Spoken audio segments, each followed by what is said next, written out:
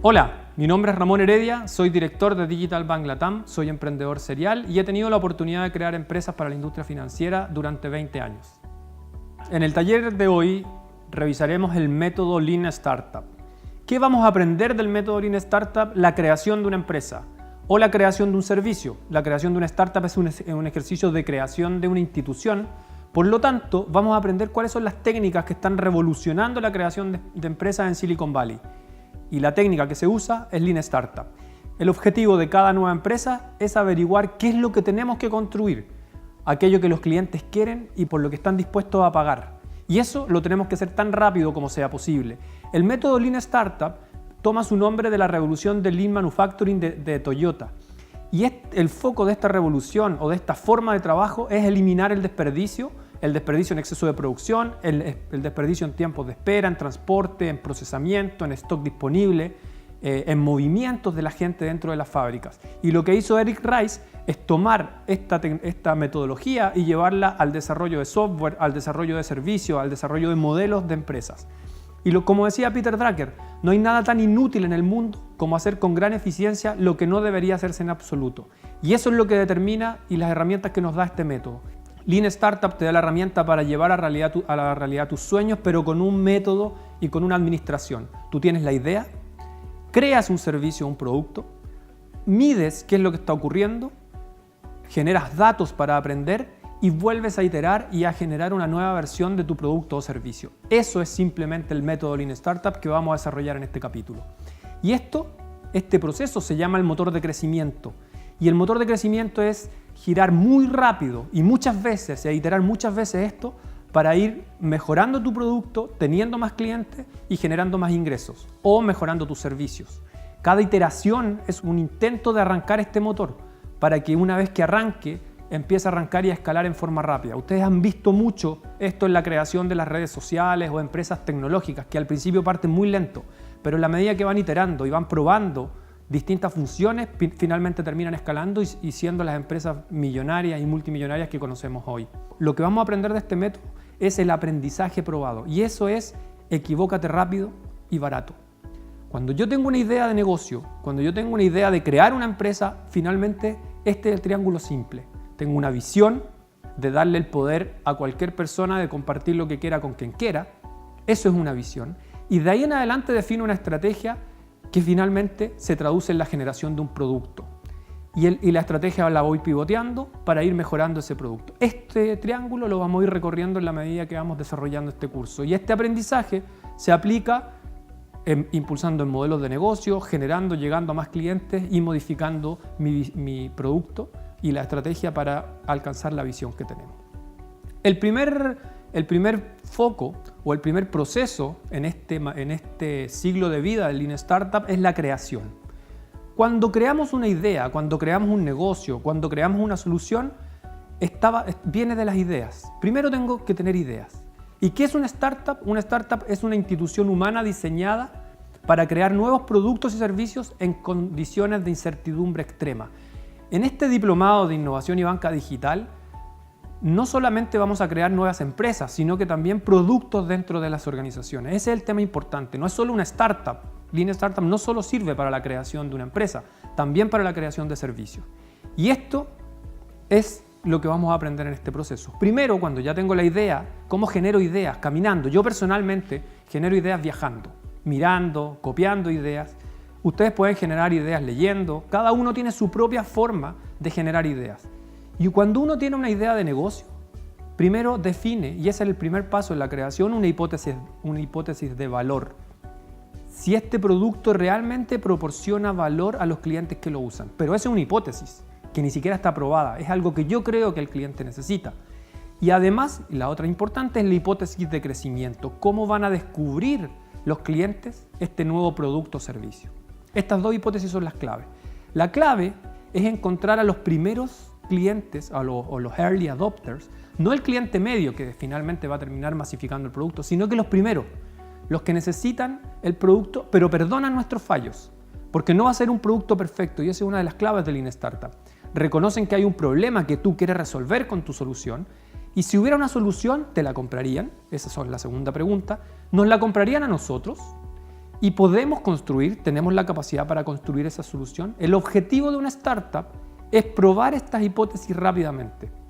El gran error que estamos cometiendo, que cometen las empresas en general, es demorarse en este desarrollo 1 año, 2 años. Hemos visto en la industria financiera sistemas de core bancario, grandes plataformas que se demoran 2 a 3 años en implementar. Y la frustración del cliente es tremenda y muchas veces no es lo que él necesita. Entonces, ¿cuál es el objetivo final de esta startup o este servicio? Es que esta hipótesis se prueben rápidamente. Y aquí les voy a dar un ejemplo personal. Yo soy fundador de Digital Bank. Digital Bank es una plataforma hoy día que crea espacios de colaboración, conecta. Hoy día ya hemos hecho más de 18 Digital Bank en varios países de Latinoamérica. Vamos a hacerlo también en Europa. Hoy día es una plataforma probada. Es bastante exitosa, tiene un equipo de trabajo exclusivo, nos da mucha visibilidad y permite generar negocio a las startups que participan. Pero este negocio no partió así, esta idea no partió así. ¿Cómo partió esta idea? En el año 2012, como yo les decía, uno va generando ideas, en mi caso personal viajando. Y viajé a Silicon Valley, mirando con ojos de turista, que ese es otro consejo importante. No viajen con soberbia, viajen con ojos de turista. Y también en sus propios países, vivan con ojos de turista. Miré lo que había en Silicon Valley, me encantó, fui a Google, Apple, trabajé 3 meses, me compré una bicicleta, trabajé con startups. Y lo interesante es que justo en esos 3 meses que estuve allá la primera vez, fui a esta feria que es Finovate. Y me di cuenta del tremendo poder que había en una feria donde fueron más de 1.500 personas en San Francisco y de la tremenda conexión que había con empresas tecnológicas, duraba 2 días, y los bancos o la industria financiera, no solamente eran bancos. Y me encantó. Dije, esto tenemos que traerlo a Latinoamérica. Miraba los nuevos metabancos que estaban apareciendo en el 2012. Esta empresa es Simple.com, que después se la compró el BBVA. Estaba recién naciendo esta ola de conexión. Pero ¿quiénes daban estos servicios? Unas especies de hippies o unas especies de punk que cuando yo miraba a esta gente, decía, en los bancos, por lo menos en Latinoamérica, no los van a recibir. Pero tenían ideas geniales y soluciones geniales. Y ahí encontré una idea y ahí encontramos una oportunidad. Ahora, tenía la idea. Pero, y eso es lo que les decía al principio, las ideas no bastan, las cosas hay que hacerlas. Y volví al motor de crecimiento de Lean Startup. Tuve la idea y pasé al segundo proceso, que es la creación. Y la parte más arriesgada en la creación son las conjeturas, los saltos de fe. Venía de Estados Unidos, venía de Silicon Valley, que tampoco es lo común en Estados Unidos. Había mucha más apertura para la innovación, mucha más conexión entre las distintas emprendedores, empresas, bancos, etc. ¿Y cuál era mi salto de fe en la creación del primer Digital Bank o el primer esbozo? Era que a los bancos les iba a interesar auspiciar este evento. En Finovate los auspicios son millonarios, de miles de dólares. Incluso los participantes pagan por asistir, la gente, y los que concursan también pagan. Y mi hipótesis era que los bancos en Latinoamérica iban a querer auspiciar un concurso de startup, que el público iba a querer pagar. Yo en ese momento decía $100. En Finovate la entrada del público vale $1.500. Dije, eso no va a pasar en Latinoamérica. Y además habrá suficiente número de startups que agreguen valor al evento, porque eso era lo relevante. Y son hipótesis. Yo no las había validado. Y cada uno de estos saltos de fe puede ser descompuesto en distintas hipótesis. Para validar que los bancos pagarán por auspicio, por ejemplo, podríamos definir que la hipótesis que al menos conseguiremos 3 auspiciadores, podemos conseguir que se presenten en el concurso al menos 20 startups y podremos arrendar un espacio de acuerdo a los estándares de los bancos. En este caso, en el primer Digital Bank que hice en Chile. Pero no me podía arriesgar caro. Tenemos que mirar cuáles son, identificar cuáles son los clientes y qué los motiva. Cómo vamos a llegar a ellos, qué nivel de engagement vamos a conseguir, las condiciones de precio, las fórmulas de beneficio, etc. ¿Y cómo transformamos esa hipótesis en datos? Con la creación del mínimo producto viable, que es una de las grandes contribuciones de Lean Startup al mundo del desarrollo de soluciones. ¿Y qué es un mínimo producto viable? Un mínimo producto viable es que cuando tenemos claras las conjeturas, hay que hacer un producto simple, que no va a tener las características grandes que ya tiene el producto acabado, pero sí me permite poder probar y poder medir. Y este es un buen ejemplo. Un mínimo producto viable no es si yo me quiero transportar, construir una rueda primero, después conectarle otra rueda y el chasis como aparece en el ejemplo, sino primero una patineta, después o un monopatín, después una patineta, después una bicicleta, etc. Pero voy consiguiendo desde el inicio entregar un primer servicio que es lo que el cliente necesita. ¿Y qué hice yo en los Digital Bank? Necesitaba startup y necesitaba meterme al ecosistema de emprendedores chilenos. Y llamé a mi amigo Marcelo Díaz, que era gerente general de Incuba UC en ese momento, y me metí a esto extraño que se llamaba Geek Fantasy Camp, que era un evento de 4 días donde había muchos computadores y muchos emprendedores desarrollando, pero no querían trabajar con los bancos. Tenían miedo de acercarse a los bancos. Entonces también me podría haber desconsolado, pero en realidad no. Lo vi como una oportunidad, me metí entre ellos, me hice amigo de muchos emprendedores. Entonces le pedí a Marcelo que me ayudara e hicimos el primer mínimo producto viable, que fue la primera maqueta de un digital bank en junio de ese año, 2013. Probamos y necesitaba jurados bancarios, fueron alrededor de 40 o 50 personas. ¿Qué pude medir en ese momento? Que había interés, que habían emprendedores, que la banca quería ir, y después a final de año con esa prueba medida hicimos un digital bank en el GAM, que es una casa mucho más grande, fueron alrededor de 200, 300 personas, nos costó bastante plata arrendarlo y pagar todo lo que es la producción, pero también hubo sponsors interesantes que fueron gerentes, tuvimos presidentes y gerentes generales de banco, fue un evento maravilloso y probamos finalmente que esto era un evento que agregaba valor al ecosistema. Hoy día, como les digo, en 2017 tenemos más de 18 digital bank realizados y estamos en toda Latinoamérica. Pero ¿cuál fue la clave? Aplicar el método Lean Startup. Es lo mismo que hizo Groupon. Groupon no nació como una empresa como la conocemos hoy día. Groupon recortaba y sacaba fotos de los descuentos desde los diarios, desde las revistas y las subió a un sitio de WordPress. Eso fue el primer mínimo producto viable, barato, que me permitió medir el comportamiento de los usuarios. Eso es el mínimo producto viable y no lo olviden en la creación de sus servicios. El siguiente, una vez que ya hemos creado el producto, este mínimo producto viable, viene el proceso de medición. Y la medición es la contabilidad de la innovación, es un enfoque cuantitativo que nos permite ver si los esfuerzos que hicimos y los ajustes que hicimos al motor están dando resultados. El objetivo de este hito no es facilitar las decisiones, sino que es asegurarnos que tenemos los suficientes datos para tomar decisiones cuando llegue el momento. Y para esto tenemos que ser claros, seleccionar la hipótesis a validar, definir los objetivos de aprendizaje y las métricas adecuadas para llegar a ellos, realizar los experimentos y pruebas hasta obtener los resultados de esas métricas y analizar e interpretar esos resultados. Si se dan cuenta, esto es un proceso. Y en el caso de Zappos, por ejemplo, que era una empresa que se la vendieron a Amazon después, ellos tenían una hipótesis de valor y es que la gente puede comprar zapatos online y eso me va a generar utilidades. Esa es mi hipótesis, muy simple. Y crearon un mínimo producto viable con ese ciclo para medir el tráfico, para medir el comportamiento de los usuarios, aprender e ir pivoteando. La primera página, de las primeras, no era muy elegante, pero la gente empezó a mirar, los creadores de Zappos empezaban a mirar en línea, compraban físicamente, iban a las tiendas a comprar los productos, los publicaban, los vendían, los devolvían, pero empezaron a aprender, les permitió medir. ¿Y qué ganaron con eso? Obtuvieron datos mucho más preciosos de la demanda de los consumidores, porque observaban el comportamiento real de los clientes y no formulaban preguntas hipotéticas, que ese es el gran error. Yo creo que va a pasar esto, yo creo que el cliente quiere esto. No, esto es un dato empírico. Se puso en posición de interactuar con consumidores reales y de aprender más de sus necesidades. Por ejemplo, aprendieron qué pasaba cuando alguien devolvía los zapatos y le permitió sorprenderse cuando los consumidores se comportaban de distintas formas. ¿Y qué pasó al final? ¿Cuál es la historia final de Zappos? Es que la compró Amazon en $850 millones.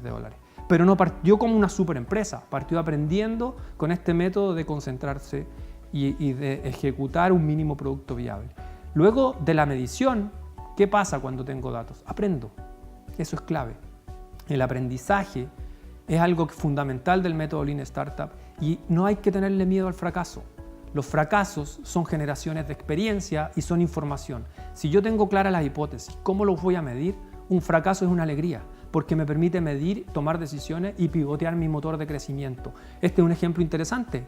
La Fuerza Aérea de Gran Bretaña en la Segunda Guerra Mundial, la Real Fuerza Aérea, tenía un 10% de aviones de la RAF que estaban siendo destruidos. Y cuando empezaron a aprender de los datos, fíjense en este gráfico, ellos miran cuáles eran los impactos en estas zonas o en estos mapas de calor, dónde estaban los impactos. Y cuando empezaron a preguntar a los primeros dónde había que reforzar el avión, todos decían, como la mayoría de ustedes que están en este curso, probablemente van a decir en los lugares donde están los puntos rojos.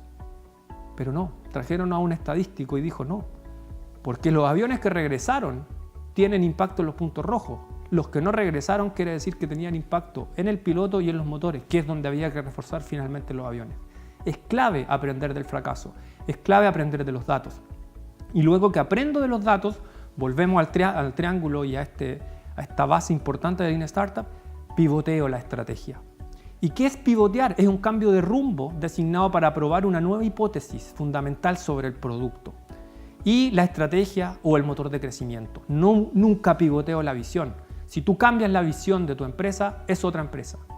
Lo que mantengo es la visión y voy pivoteando el producto. Y un pivoteo requiere que tengamos firmemente el pie anclado en lo que hemos aprendido hasta ahora y al mismo tiempo hacer un cambio fundamental de estrategia para conseguir mayor aprendizaje. Y este motor, si ustedes se fijan, es un círculo virtuoso que va una y otra vez permitiéndonos aprender. Equivócate rápido y barato.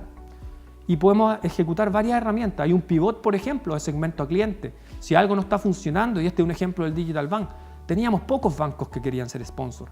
Pero como estaban los bancos, que eran los que nosotros pensábamos originalmente en el 2012 que iban a estar felices de ser sponsor, pero si había un par de bancos importantes, los mayores sponsors en este caso eran empresas o marcas que querían estar al lado de los bancos. Entonces me doy cuenta que resuelvo un problema, pero no para el cliente que originalmente yo había pensado. Era para otros clientes y eran otros los que nos estaban generando los ingresos. El pivot de aumentar el Zoom, por ejemplo. Este es el chat y la herramienta de comunicación de Scotiabank, que la desarrolló una startup que se llama Let's Talk. Y Let's Talk había desarrollado esta característica para una herramienta de soporte agrícola que tenían. Su software era agrícola, y habían creado un chat interno para dar soporte al mundo agrícola. Y ahora este producto se transformó en la empresa. Entonces, tú puedes aumentar el Zoom y una característica de tu producto puede seguir siendo o puede ser el producto final. El pivot de disminuir el Zoom, este otro ejemplo, una startup colombiana que se llama Sayos, que hizo una alianza con Davivienda en Colombia y creó una aplicación que se llama edificios.co o Edificios Davivienda. Y esto era toda la empresa, todo el producto, pero hoy día es un producto más de unos servicios que entrega el banco a sus clientes micro y pequeñas empresas. El pivot de plataforma, este es una startup que se llama Finciero. Originalmente su modelo inicial era hacer scrapping y hacer administración de finanzas personales yendo a buscar en forma automática los estados de cuenta de todos mis bancos. Como ya eso funcionaba bien, hoy día crearon una plataforma de APIs para que otras aplicaciones puedan usar eso y ahí generó un modelo de negocio distinto. El pivot de arquitectura de negocio, paso de un margen alto, por ejemplo, estos son los primeros portales B2B de Latinoamérica que tuve la oportunidad de participar en la creación y en la co-creación con el Banco Santander. Inicialmente yo los vendía o los vendíamos directamente a las empresas, pero era lento, porque vendíamos uno al mes, cada 3 meses. ¿Y cuál fue el gran golpe? Fuimos a un concentrador de demanda como el Banco Santander que dijo, yo necesito portales B2B. Bajamos el precio, pero finalmente tenía que ser una factura y el banco cobraba a todos sus clientes. Me eliminé el problema de cobranza, los ejecutivos de cuenta pasaron a ser vendedores de los portales B2B y terminó siendo un proyecto muy exitoso que finalmente incluso vendimos la empresa con ellos. El pivot de captura de valor, la empresa cambia el proceso de dónde obtengo el valor. Cuando se creó Google inicialmente no tenía un modelo de negocio, no generaba ingresos y lo que hicieron fue crear un espacio para las publicidades. Entonces empiezo a cambiar dónde genero el modelo de negocio. Y el pivot de canal y este diplomado de banca digital en formato e-learning es un muy buen ejemplo de capacitaciones. Nos empezaron a pedir el canal distinto, un e-learning. Y este es pivoteo de canal. Tengo un primer negocio que es físico, pero ahora creo un canal distinto que es electrónico. Y luego que ya tengo creada mi empresa y voy generando y voy trabajando en este proceso, finalmente mi objetivo ¿y qué tiene que hacer cualquier empresa? Crecer para subsistir. Y el crecimiento sostenible consiste en que los nuevos clientes provienen de acciones de los clientes anteriores, porque los anteriores me generan ingresos y finalmente voy creciendo como se ve en este roadmap de Facebook, por ejemplo, que hoy día ya es una empresa tremenda. El crecimiento de boca en boca, la mayoría de los productos hay un crecimiento natural creado por el entusiasmo de los mismos usuarios. Un ejemplo interesante es el Digital Bank de Ecuador. El Digital Bank de Ecuador no lo teníamos pensado abrir, pero lo escucharon en la Asociación de Bancos de Ecuador y nos pidieron hacer el Digital Bank en Ecuador porque vieron que era un evento de muy buena calidad que apuntaba a lo que necesitaban los bancos y a las startups y hoy día se creó el Digital Bank de Ecuador. El efecto secundario de uso, cuando se creó PayPal inicialmente, la gente no conocía PayPal, pero los primeros usuarios le mandaban un mail a otro usuario diciendo te mandé una transferencia en PayPal y decía ¿qué es PayPal? Le dabas clic y te obligaba a crear un usuario PayPal, por lo tanto iba creando en el efecto secundario, en el uso secundario, más usuarios de la plataforma. Otro tema para crecer es la tradicional publicidad pagada. Pero lo clave acá, cuando uno crea una startup, una empresa pequeña, y hay muchos emprendedores que van a pedir plata a inversionistas, ¿para qué? Para pagar publicidad. Y no necesariamente el tema es así. La idea es que la publicidad pagada venga del dinero de las ventas y no de inversiones. La compra repetida. Algunos productos están diseñados para ser adquiridos repetidamente, como los servicios de cable, las asesorías contables. Y otros están para compras de una vez. El tema en este caso hay que enfocarlo así. Este es un ejemplo que desarrollamos en el año 1996 en Chile también, que es un software de débito automático o pago automático de cuentas para la Iglesia Católica, y que nos pidieron el desarrollo de la aplicación. Y nosotros no desarrollamos la aplicación, sino que dimos un servicio. Si hubiésemos desarrollado la aplicación, era el pago por una vez. Pero como desarrollamos un servicio, pudimos generar un ingreso recurrente y cobrar, como hoy día se llama software as a service o plataformas cloud, etcétera. En ese tiempo no había internet, pero generábamos un ingreso mensual para nuestra empresa. Y esto es finalmente en lo que se traduce este tema, en tener ideas, crear productos, medir la información con datos, aprender y volver a generar este círculo virtuoso. La clave para que una empresa sea exitosa es la adaptación, la creación de una organización adaptativa en la que se ajusta automáticamente, y sobre todo en los tiempos actuales donde la velocidad de la revolución digital nos está permitiendo cambiar día a día. ¿Y dónde tienes que gastar tu energía? En tu empresa, en tu servicio, en conseguir nuevos clientes, en servir mejor a los clientes actuales, en mejorar la calidad y bajar los costos. Y finalmente, un consejo: afila tu mente y afila tu cuerpo, capacítate, busca nuevos conocimientos, mantente en forma, haz ejercicio, aliméntate bien. El tema no es mágico. Lee, este es un libro importante, los 7 hábitos de la gente altamente efectiva, úsalo. Peter Drucker nunca pasa de moda, él es el gurú de la administración de empresas, la gerencia de empresas, uno de los libros más exitosos del mundo. Y este libro que también me encanta, que es Empresas que sobreviven, de Jim Collins, que salió elegido el mejor libro de administración del siglo XX. Y finalmente, léanse Lean Startup, que es una buena herramienta para crear sus servicios y sus empresas. Nos vemos en un siguiente programa.